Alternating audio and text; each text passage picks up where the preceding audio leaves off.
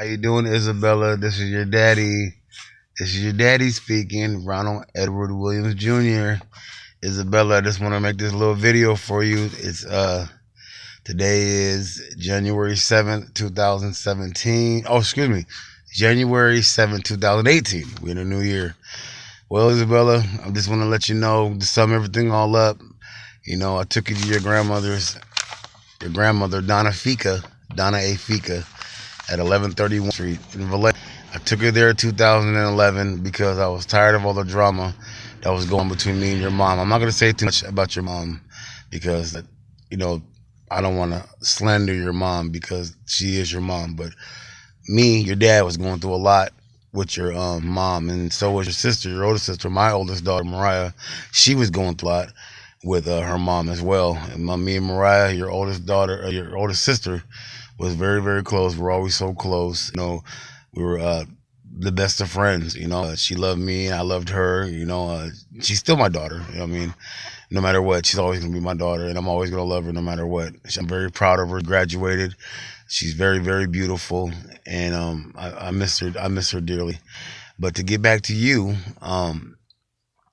you were born November 2010. I was there. I held you in my arms. The greatest feeling of my life. I was so happy when you were born. I remember when you were born, I was holding your mom's hand, Maria, and I was like, "You're doing a good job, baby. You're doing a good job." And she was crying. I think I think your mama said something about she felt like she was dying, and I was like, I was all freaked out. And the nurses were telling me, "She's not dying, Mr. Williams. She's not dying," because they had your mom under a lot of medication. She did good. You're born. You're my first biological kid. You're the only kid I birthed by blood.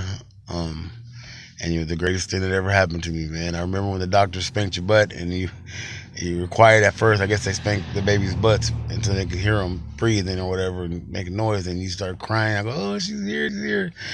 Your grandmother, my mom, Donna, your auntie Dina, your auntie Tila, and your auntie Jennifer, they all, even your cousins, they all of them say she looks just like you, uncle. Or my mom, you're gonna say son. She looks just like it. She's a Ronnie.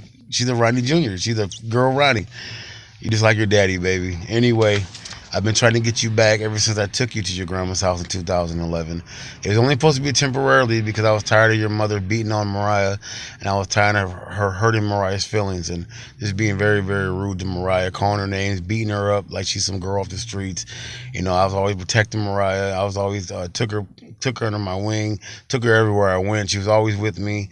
We had pictures and videos to prove it. We just had the beautifulest daughter-father relationship until I took her over to her grandmother's, and until I took you over after that to your grandmother's, because of your mom's drug abuse. She's a very, very heavy meth user, and it is what it is. She had a drug problem, but she's probably a good person now. She might not be a good mom, but she might be a good grandmother one day. You never know. Anyway, back to me and you.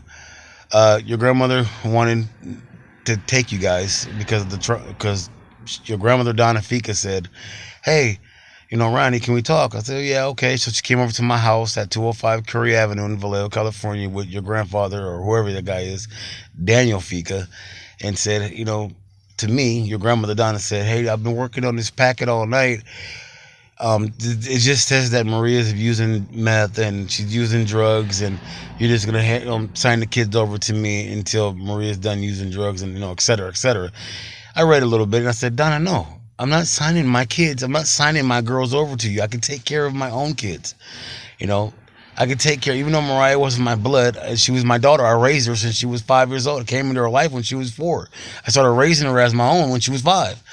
And we were together ever since. And then until your mother told Mariah that I wasn't biologically her dad. Now, Mariah already knew that I wasn't her real dad. I mean, she knew that.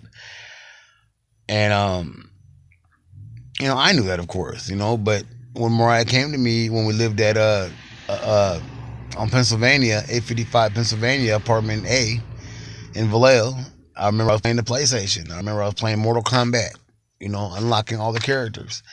And Mariah was 5 years old, and she looked at me, she's like, you're going with my mom, so I guess you'll be my dad. And I remember I paused the game. I remember like it was yesterday. I paused the game, looked at her, and said, "Your dad?" She's like, "Mm-hmm." And I was like, I didn't have no daughter then. I didn't have any kids of my own. I didn't really have no nieces or nephews. I only had one nephew, I think, at the time, two, and that was not Dave Rabion, but D'Artagnan and Devontae.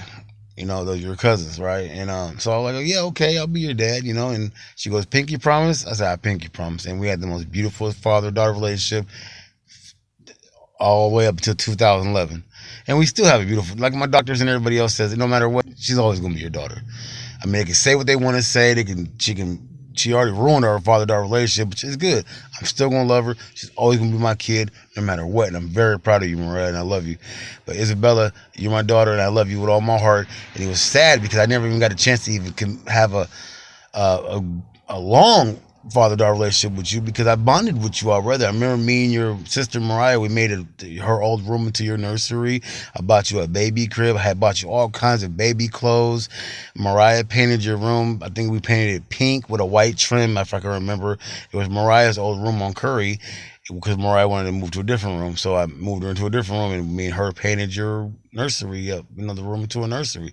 We had family pictures of, your grandfather, my dad, who passed away in 2009, August 17th. Pictures of your great-great-grandparents, Roy and Mildred Perry, my grandmothers and grandfather on my mom's side, your grandma, Donna Williams, my mom's side.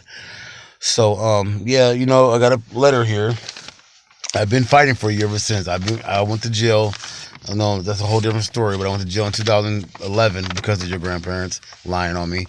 And I was released 2014. Ever since my release, I've been looking for you, trying to find you, trying to go see you, and stuff like that. This is the letter here.